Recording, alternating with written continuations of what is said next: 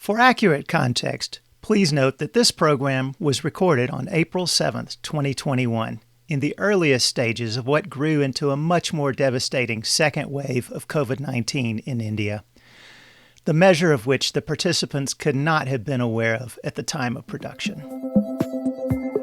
Hello and welcome. Amplify Music Communities is an extension of our Amplify Music Conference, in which we take a journey around the world to visit with leaders within the music ecosystems in various cities, regions, states, and countries. Our aim is to have the conversation about what's happening at the ground level in these communities and to look ahead as to what's shaping the future of their music economies. Today, we chat with 4 music economy leaders from India. Leading us is music journalist Amit Gurbaxani. Amit, welcome and take it away. Thanks, Tom. Welcome everybody to the India session. And we've got a great panel for you guys. Our panelists today cover every aspect of the Indian music industry, from the label side to the live side, from artist management to education, and from the mainstream to the independent side. So I'm going to start off by basically just asking our panelists to introduce themselves. They all do a whole bunch of stuff. I think we can go in alphabetical order. We have Anirudh Voleti, who is the team lead at Big Bad Wolf, one of the leading artist management companies in India. We have Ritnika Nayan, who does a whole bunch of things, but is probably best known as the director of market development of CD Baby in India, and also runs Music Gets Me High, her own company. And last but not least, we have Tarsame Mittal, who is the founder of TM Ventures, which is basically this umbrella company for a whole bunch of other companies that he runs that basically do everything from artist management to live events, music conferences. They have a label, they have a publication. So I'm just going to ask you guys to, tell us what you do. We can start in the same order I introduced you guys. Anirudh? Hi guys. So I lead the music side of things at Big Bad Wolf. I personally look into artist management for an artist called Pratik Kuhar. There's a couple of singer-songwriters in Anushka Maski and Kamakshi Khanna. And I sort of work across the business in terms of strategy for what can be done with music in general at Big Bad Wolf. Great. Ritnika? So, hi guys, I'm Ritnika. I am the Director of Market Development for CD Baby, and I am also the India rep for all downtown music holding companies, which include Fuga, Song Trust, Dashgo, and various others. Besides that, I do have my own music company called MGMH, or Music Gets Me High. Under that, we've been managing artists for many years, lots of bookings, music festivals, tours like Guns N' Roses India tour. I have a rehearsal studio, and I also have set up India's only music business certification course. So education is a big part of what we do now as well. Super. Tarsame? My name is Tarsame. I run various businesses in music and entertainment, starting from artist management to consultancy to running an IP division, to run a music information portal and a music label. So that's what it is. Thank you. Yeah. I mean, so as everybody can tell, you guys basically do it all. So, it's been exactly a little over a year since the pandemic really hit India. And I suppose everybody's like, it just seems like it's that movie Groundhog Day, where we're sort of going through the same thing over and over again. And, but, for the music industry, which has been one of the most impacted, for you guys, I mean, when we're sort of inching towards what, I hate this term, new normal, I think it's more like new abnormal, what are some of the challenges do you foresee, when we're sort of going back to, how to some semblance of what it used to be before? And, I think in some parts of India, at least, we're already seeing gigs happen. It just seems weird. It's not like, they aren't, case counts are pretty high in those areas, but you're seeing a lot of gigs, like large scale independent gigs happening in those cities. Whereas in some cities, like for instance in Mumbai, where Tarsame and I live, we've just gone into stringent lockdown again. So yeah, first up, I just wanted to ask you, when you sort of look at like what is the status for you right now in terms of the artists that you work with, and in the fields that you work with, like what is the situation right now, and what are the challenges you see, facing when we finally get back, I suppose, to business as usual or business as unusual. Ritnika, do you want to start? Sure. I think, things were looking up for a bit because everything was opening up and we had some gigs happening. And now with the lockdowns, I really don't think this year, at least, we're going to be anywhere close to normal. We might have waves where we'll do a bunch of, little gigs and then go back and then do a little gigs and go back, because till everybody is vaccinated, till our country kind of gets their shit together, we're not really going to be able to kind of get back to that. And when it comes to things luckily I don't do too much of live, I do a lot of bookings, which obviously are not happening. And the other big thing is obviously Sula Fest, which is something I consult on. And that's all. It's a large scale festival. God knows when that's going to happen, so the bigger festivals are definitely not going to be able to come back. I have a studio is kind of running because people are playing gigs, but once the gigs stop, the studio stops. So I don't really think we're going to go back to anything normal for a while. Yeah. And when the kind of gigs that you are seeing taking place right now, are you seeing, for instance, any sort of protocols being followed? Yeah, everybody insists that you have to wear a mask or no entry. Even a place like Goa, where they have big raves happening, they all claim on the flyer, no mask, no entry. But once you're in a gig, you're going to have a drink, you're going to eat food, you're not going to be able to wear a mask, and there are, if there are enough people, it's going to get crowded. So we're going to spread the disease. So that's the problem, there's, either you do shows without any drinks where nobody's going to show up, So that's the problem. How do you drink and eat at a gig or at an event and still, be safe? And what about social distancing? A rave and social distancing just don't sound like they go together. I have not seen social distancing at any venue, any rave, any party that I've gone to in the last 2 months. There is no such thing as social distancing. So basically, gigs are happening. They're happening on their own sort of, in their own sort of way. We don't know how the legal implications of whether this is really, whether they're sort of following on paper. Yes, it seems to be by the book, but when you get there, it may not be the same thing. Anirudh, you work with Pratik Kuhar, is one of the biggest independent artists in the country. I don't think Pratik has done any gigs yet, has he? We've taken a strong call to not do any on-ground events till this thing subsides. But you mentioned Kamakshi, who also has done a couple, right? Kamakshi, the other singer-songwriter that you do manage. Correct. So she actually did a gig which was part of Casa Bacardi, which happened in Delhi, which was put together by the guys at Homegrown. And they've tried to follow social distancing. They do all the various standards, which is get you to get tested, which is temperature checks and everybody wearing a mask. But just like what Ritnika said, once you're in a venue, it's a little hard. You can try and distance the artist from people and whatever, but venues in India are really bars. And they're not really venues per se as how it is in the West. So it's a little hard to say, hey, the artist has a separate space to hang out in. They're not going to interact with anybody. They're not going to click a photo with their fans or anybody that shows up to the gig.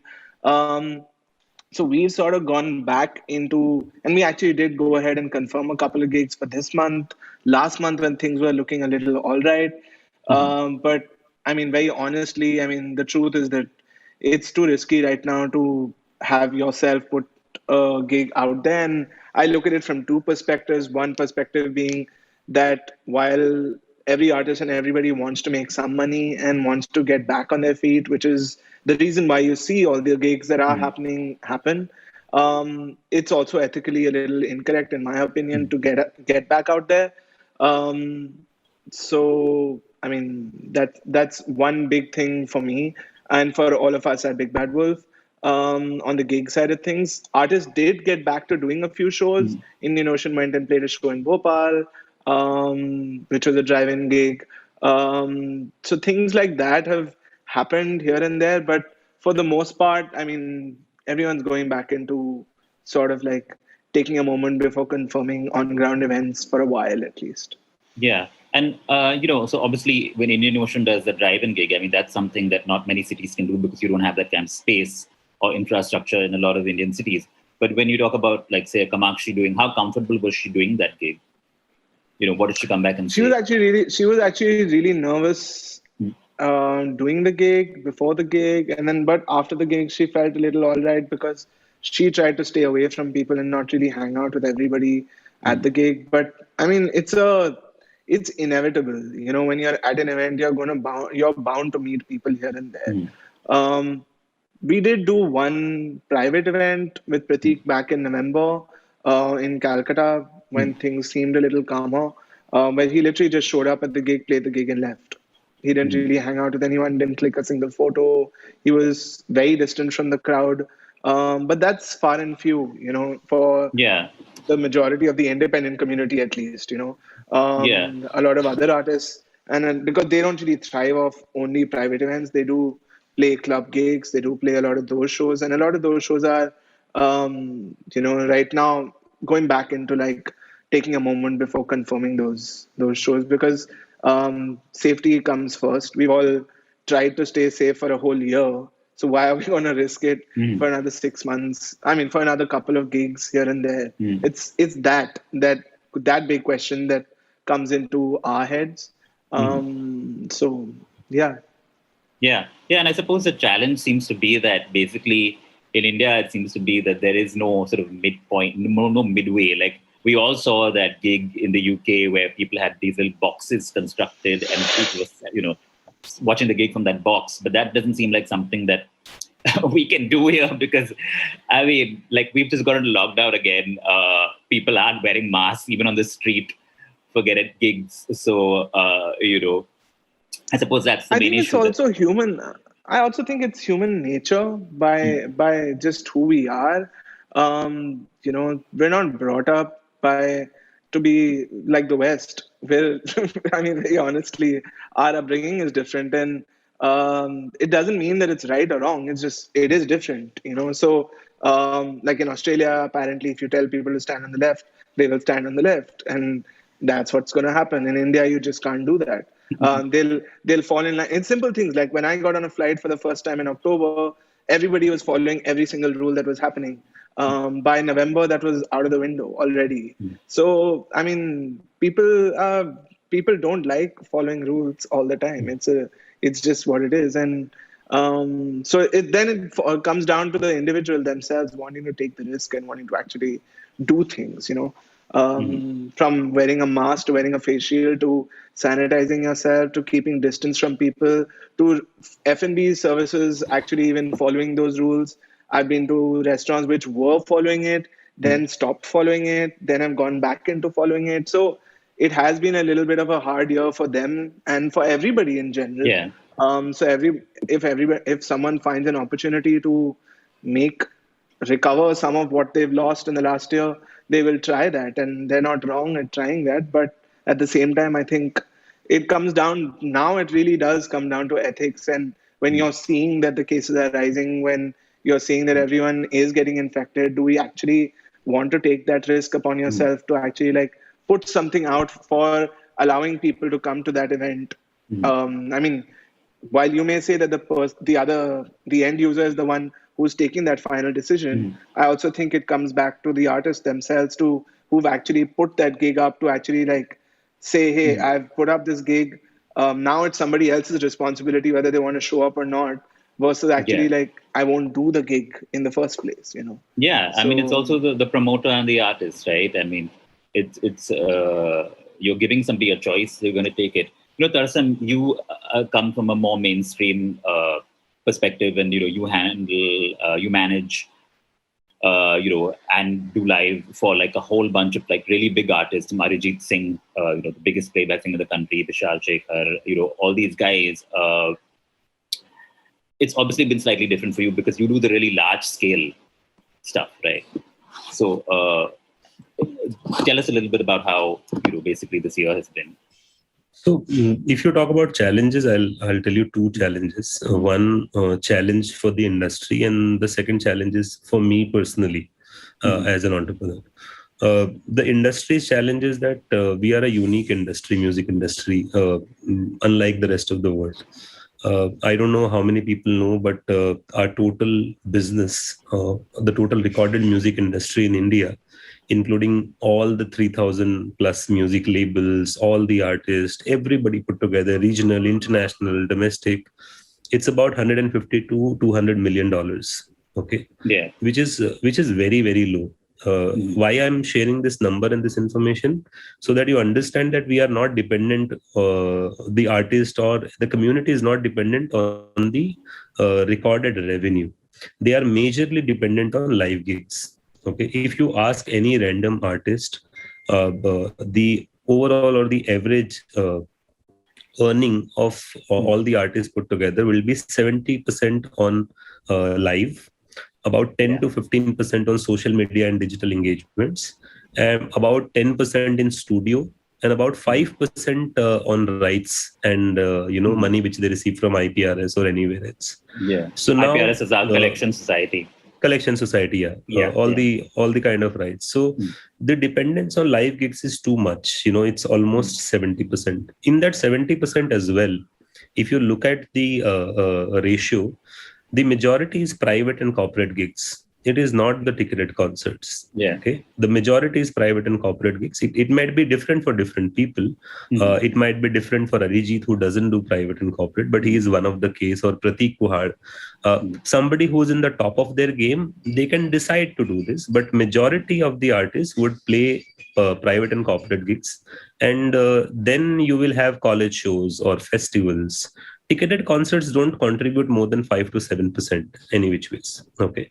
So even if the ticketed concerts don't happen for 1 year, it's not going to make a lot of difference to the artist's life, to be very honest. The private and corporate shows are the shows which makes the majority of difference. So as an industry, when the lockdown started, March, April, May, June, it was zero completely. There were only very, very few digital gigs, which you call, which were happening, very, very few. Then when the lockdown was lifted and there was a limit of 50 people, these gigs started somehow. Okay. And some people were getting gigs, especially the ones who charges less. It started happening August, September. By November, it was full blown. You would see artists traveling left, right, and center. Okay.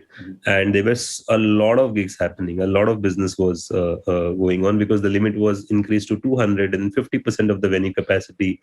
That it is still as per the state. So while Bombay is under lockdown or Delhi is under lockdown or you have limit, the gigs are happening in Chandigarh. Gigs are happening in east of India. Gigs are happening in the south of India. Okay.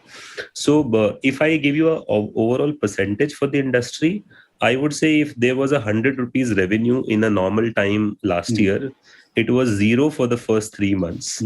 It started growing and it reached to a point of about 30 to 35% of normal. Okay.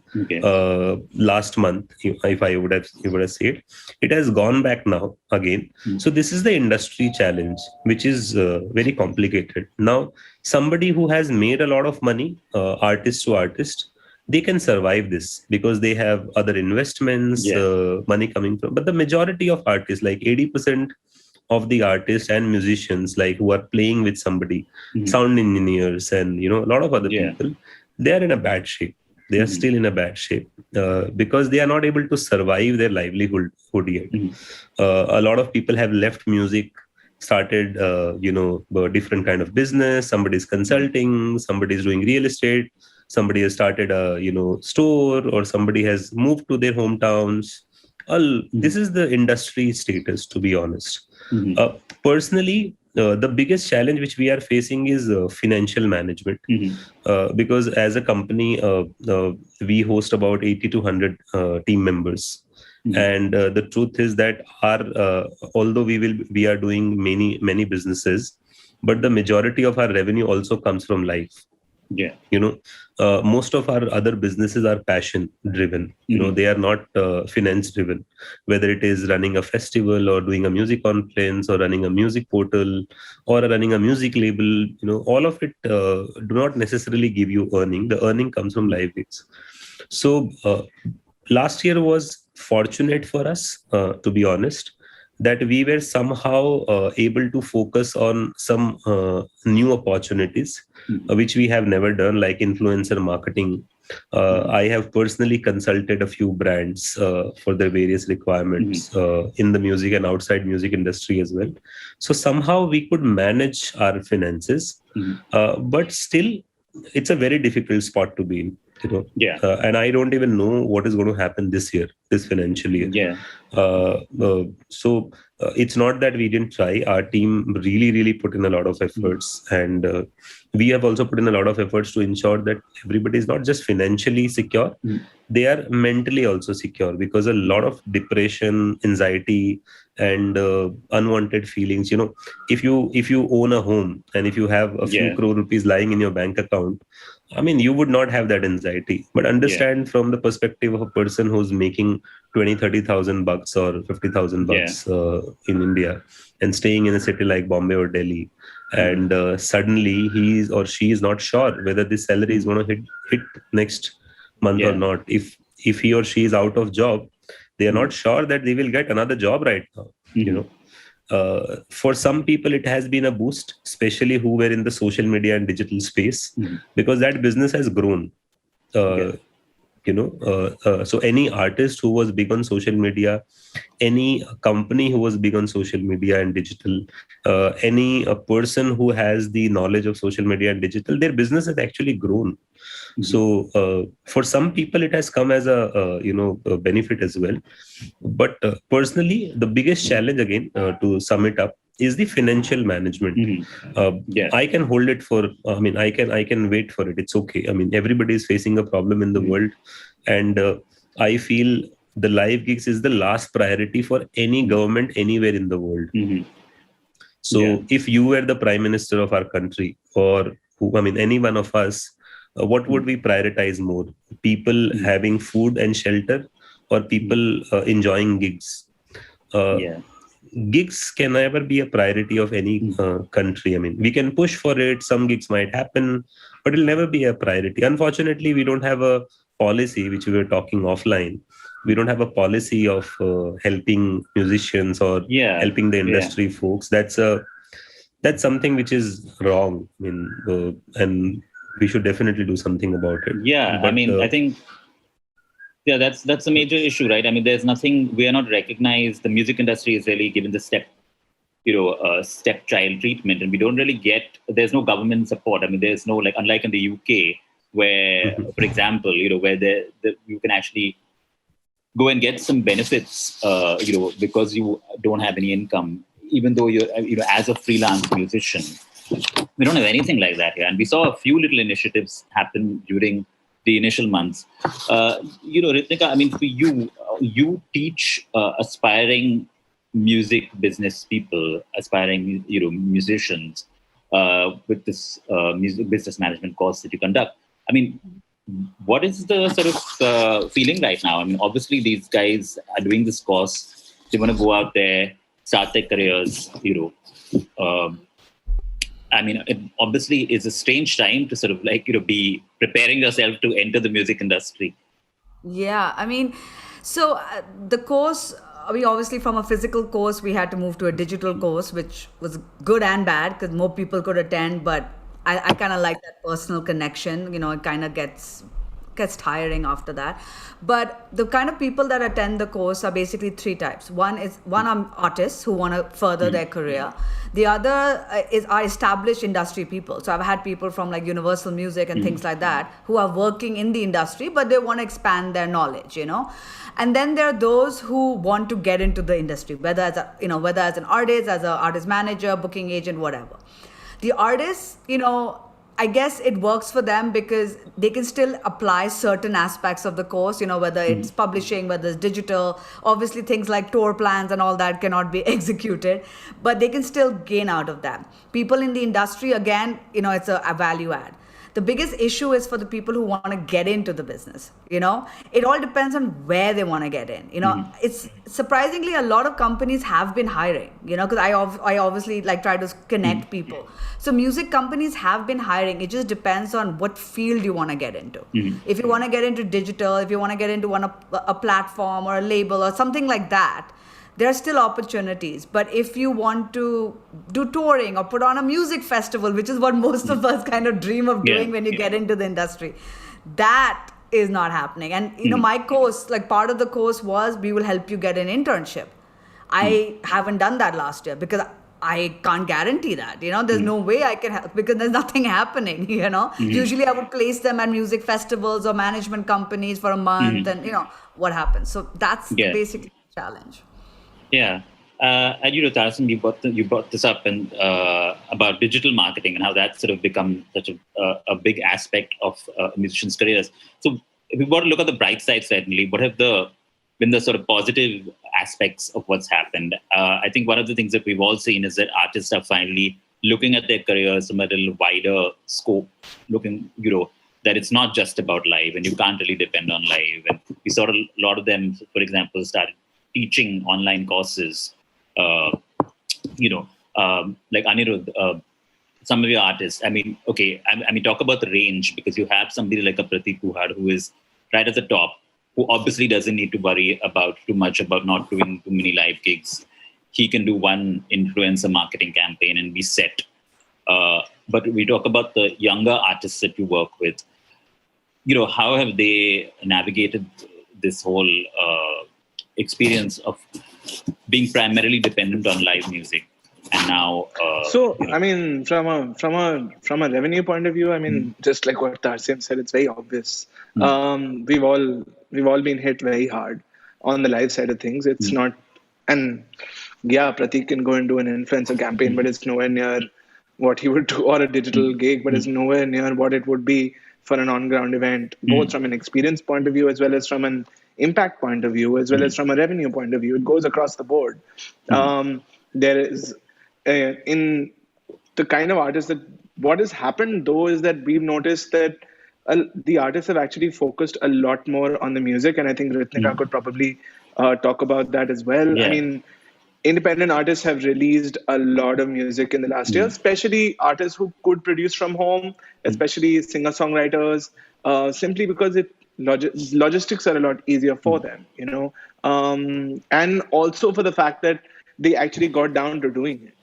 A lot of them were just trying to make ends meet, run around, play a corporate gig here, play a club gig here, put together 4 shows in a year. Kamakshi actually did pretty well the year before that, just because we actually hustled together to do a bunch of corporate gigs, a bunch of festivals, a bunch of club gigs. And she made some money. But the truth is that from a live side point of view, the younger artists are not really making too much money.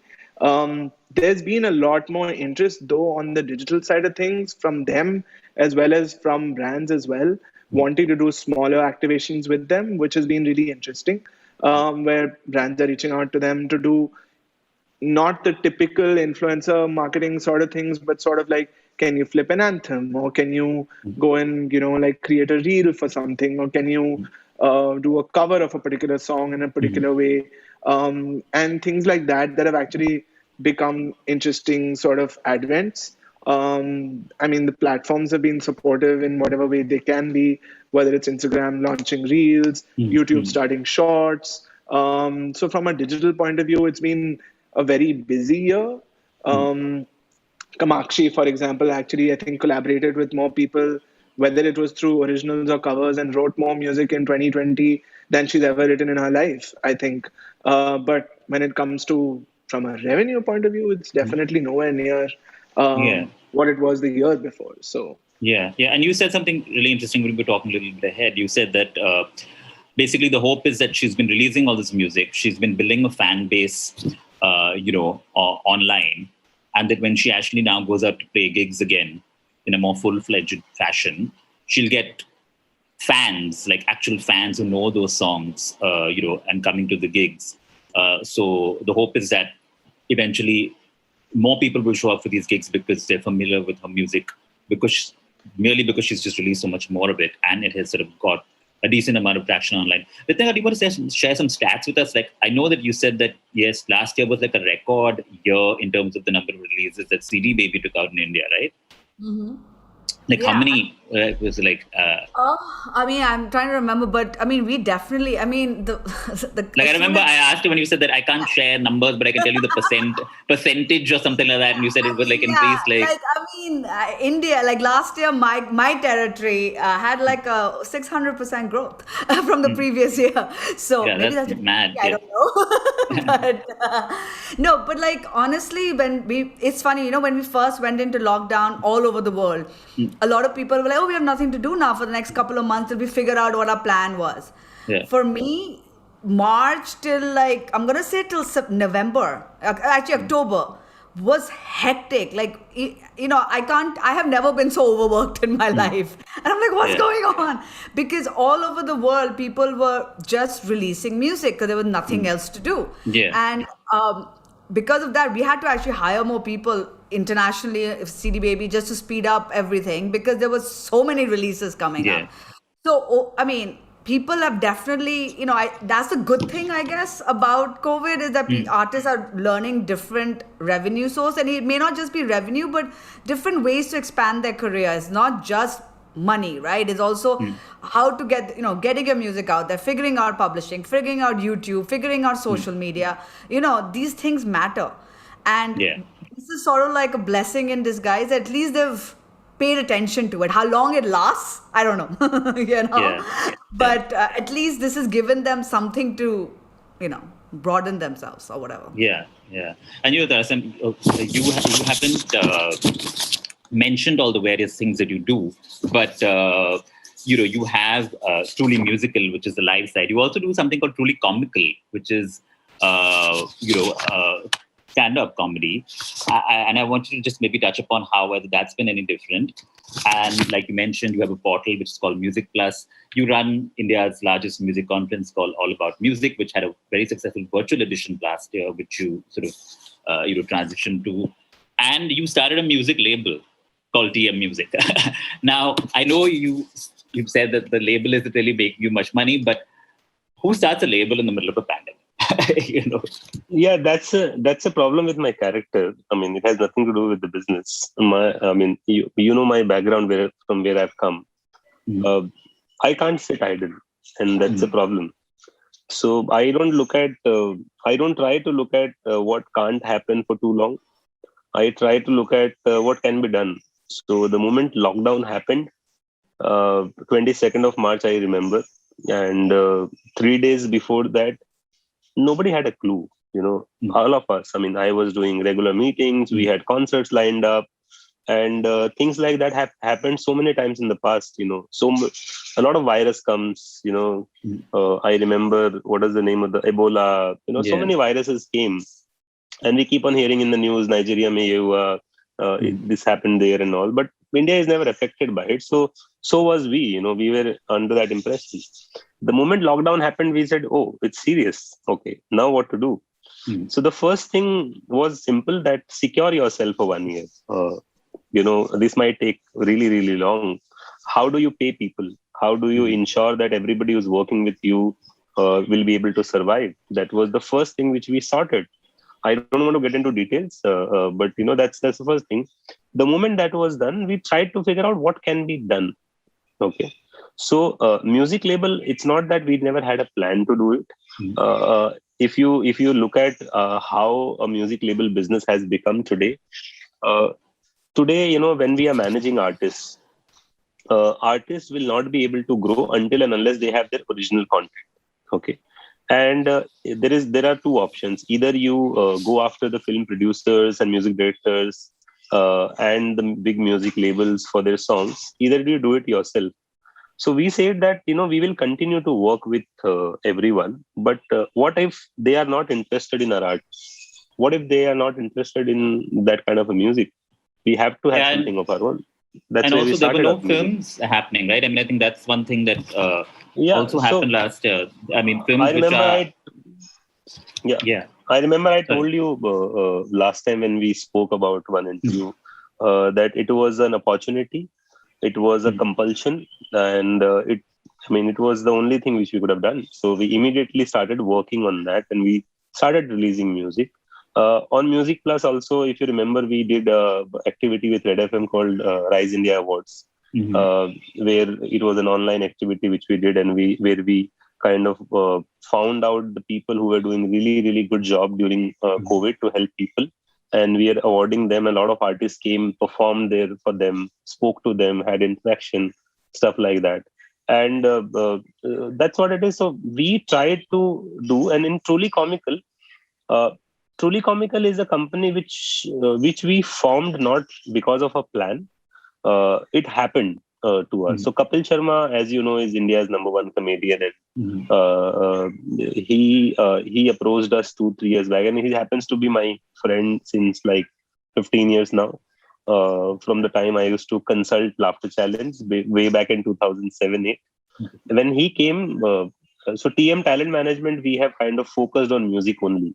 We have not been managing anybody else since 10 years now. So when he approached, that's the time when we thought, let's listen. I don't want to not do that. Managing live gigs of Kapil Sharma is an honor. He's the biggest guy in comedy by far. You know that in India. So we started a new firm so that we can justify our statement of being true to music. That's we started that new firm. So in the lockdown, fortunately, we were able to do a lot of digital gigs with other comedians, because the easiest thing to happen in lockdown was the comedy shows, because in the comedy, you don't require a lot of setup, although it's a very difficult thing to do comedy in front of a screen, trust me. I mean, every artist said the same thing to me, that listen, yeah, what the hell is this? We can't look at a screen and do comedy. How do the punches come on? How do that interaction come on? But still, it was still doable. So we did a lot of gigs with other comedians. In fact, we did one with Kapil as well, where Flipkart, one of the leading e-commerce brand, they wanted to do something for their internal employees and team members. So we did a few activities like that. So that's how, some opportunities somewhere here and there we were able to pull. Yeah. I mean, so it was relatively easier for comedians in a way, I guess, right? Even though the experience was weirder. I would replace that word of easy to being less tough. Not easy at all. Yeah.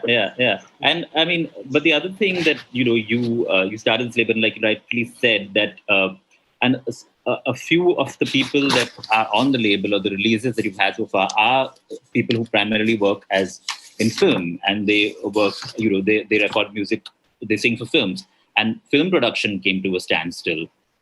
So this was another sort of avenue for them to also, record more music, put themselves out there, and expand their audience. Which, because no movies were happening, they would pretty much sort of be, out of sight for the longest time.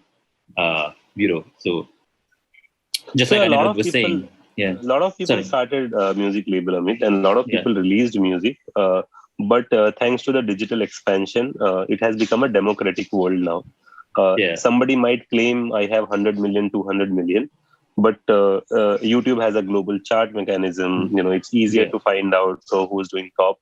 And there are so many inspiring stories. I just want to share one which I called a few days back and shared with you. There is a song called Bavan Gaj Ka Daman, which was released in October. Let me just accept this. I refuse that song. It was sent by one of my friend to me. And I didn't know that. That song has become the biggest the most viewed Haryanvi song ever in the history. Currently, while we are talking, that song has 812 million views on YouTube, which is the 16th biggest, most watched song in India right now, which is growing at a speed of 3 to 4 million every day, which is on global charts for last 13 weeks. No, and that song is incredible.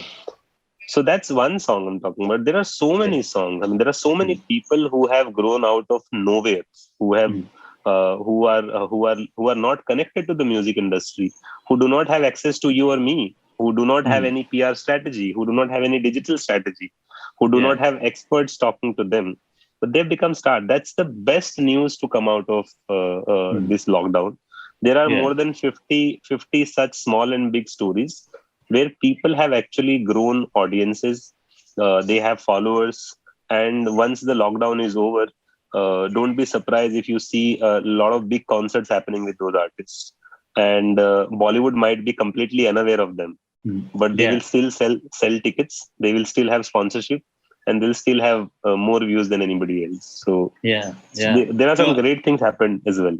Yeah, and I'm glad you mentioned that song because the three of us are, I mean, the four of us are talking here, and the three of you have a huge, like I said, a very sort of wide range of perspectives that you represent. But there's still another world out there, like the whole Indian regional music scene, which we are not representing here, but it's this entire universe of its own, and does these. I mean, if you look at the YouTube charts. I think about 50% of it or something must be Indian regional music, whether it's Haryanvi or Bhojpuri or Punjabi, all of it. Like Punjabi is almost like a mainstream now, but like these other languages that, are doing so much business and we don't see that. And, I was very curious about the song, 52 Gaj Ka Daman. And I asked around, like, how has the song become such a hit? And somebody told me, it's playing at all the parties. And I was like, what parties are happening in the middle of a pandemic? It's like, it's being played at every party. It's like, okay, but like... It's happening in Haryana, no? It's Haryana. Okay, Haryana is obviously... Also, Haryana is the new Punjab. Please understand. Yeah. Haryana is the new Punjab. But like how 15 years back, people were shocked to see Punjabi music being played in Kerala and Maharashtra. You will please don't be surprised after 1 year if you see Haryanavi music getting played in Tamil Nadu or Arunachal Pradesh or anywhere else because it's the beat. Yeah. So that's what look at that. Even look at the South Indian music with and that Enjami song that came out like 2 weeks ago. It's nuts. Like, and forget about this. I mean, the song is great, but look at the quality of the production, like the video, everything is just like it's as if you're watching something straight out of the West. But that's like, Rahman. I mean, it's A.R. Rahman's initiative. So I think that Enjami has got a... It's stories like that are coming out that we would have probably never discovered otherwise, like of that guy who was behind, Arivu was behind that song. So, and like there is music beyond what we know as music. Yeah. And Arivu has been around. Of the world now. Yeah, and Arivu has been around for a long time. And like it's only now, thanks, like that's the thing, right? I mean, that's sort of staying outside of our discussion, but somebody like him who has been around for a few years, it takes an A.R. Rahman to come and start a company and then make this his first release and get his music out there. And then suddenly everybody's talking about him. I'm going to wrap up now because I think we've sort of, we know each other, we can sort of talk, for hours about all of this. But I do want to ask about the future and the future whenever it does come around. What are you excited about, when finally we do get back on stage? Like all of you. I am excited about traveling. I'm excited about getting the smell of different places in the world. And because I love to do that. There is most of the cities we visited to do concerts. I mean, that's what makes us who we are. How I think, how we operate, how we look at the world, how we talk to people. So for me, traveling is something which is extremely important. I'm looking forward to just getting out of the city and just travel for like 3 months nonstop. If you ask me honestly. Yeah. I think I would have to second that. I mean, I think travel for me is leaving the country. I think since I was 17, this is the longest I've been in India in one stretch. Since I was 17. You went to a whole other planet called Goa in between. You can't complain. Yeah, but Goa, it was like literally a whole other planet. I would like to go to a different country maybe. But besides that, I think, what I'm really excited about is that, we have a lot of problems. And I don't know if we've really learned from what the pandemic tried to teach us. as human beings, as species on this planet, I don't think we've learned anything. But what I am kind of excited about is that, because I work mainly with independent artists, and obviously for me, artists discovering different streams of income, like now we're doing a publishing workshop, we're doing this. So for me, it's exciting because then I can kind of see how I can help. For me, education is very important. So kind of delve into different avenues and have these artists kind of get, excited about doing different things, just beyond the live and okay, we record a show and we do live and we take out a music video. Like there's so much out there they can do, and I think that's, for me, I'm looking forward to that. I mean, silver lining and everything, who knows, some big, great songwriters could come out of India, okay, get signed to Downtown Music Publishing and I don't know, be the next, superstar. Who knows, right? So that's what I would like to see, inshallah. Yeah, of course. And Anirudh? Pretty much the same. I mean, I think like Tarsame said, the stories you have from the road are things that you can't get any other way. Whether it's the food, eating at random dhabas on the highway, or whether it's, literally like having a broken down car and it being too cold and you not being able to make it to a gig in the States on tour, and then having to bunch it up at the end of a tour, which turns out to be the worst decision of your life. It's stories like that you can't replicate or replace with anything actually else. missing the bad stuff, the bad experiences. No. I mean, I'm not talking about, today in hindsight, I don't look at them as bad experiences. I look at them as just life experiences. And Not at for all, me, yeah. those things just can't be replaced any other way. I toured with Pentagram for 5 years, and I know what I learned that way. I don't think I could have ever experienced any other way, whether it's the 4 whack guys that I was working with, or whether it was just the amazing time we had just doing what we were doing in front of real human beings, whether it was college kids. And when we get back to touring, hopefully actually where there's a lot more gigs happening and we actually have a lot more fans having an opportunity to choose between buying gigs, which show do I go to?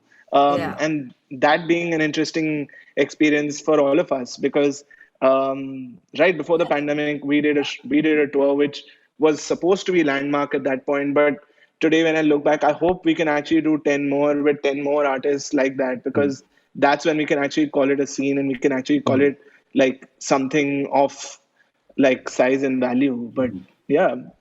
So But I guess think that's a beautiful point. You know what Anirudh said, that I think people are, Zoom concerts don't do anything. So I think when we actually go back to festivals, the vibe of a festival, of concert, I think people might start actually being more outgoing, like how we used to be maybe 10 years ago, before getting like tired of going to shows and stuff like that. I feel like we'll just get more excited, we're like, oh my God, let's go to all the shows, but I've been seeing that like even venues, smaller venues that didn't basically get that much crowd before are getting more crowd now, because I think people are just want to get out more. But, like we said, maybe we should wait a little while before we can really go back. And when we do, we'll be back bigger, better, faster, and stronger. So thanks to all of you for this really insightful, as always, discussion. And and hope to see you at a gig soon. and thank you, Amit. And thank you, Amit. This has been a great conversation. You are a fantastic and expert commentator on the India music economy. And I can't agree more, Storm. Yes. Very kind of you. We have 3 expert commentators, so my job was easy. Yeah, clearly we have the superstars, the key stakeholders here in the room with us today, and you all offered some fantastic insights, and I appreciate your optimism, but I learned so much about the uniqueness of the music economy there in India and the unique challenges you all are facing. So thank you so much for joining us today. It's really been a great conversation. I'm Storm Glore with Amplify Music and the University of Colorado, Denver. In further sessions, we'll continue to talk to other communities throughout the world, and you can find more at amplifymusic.org/communities.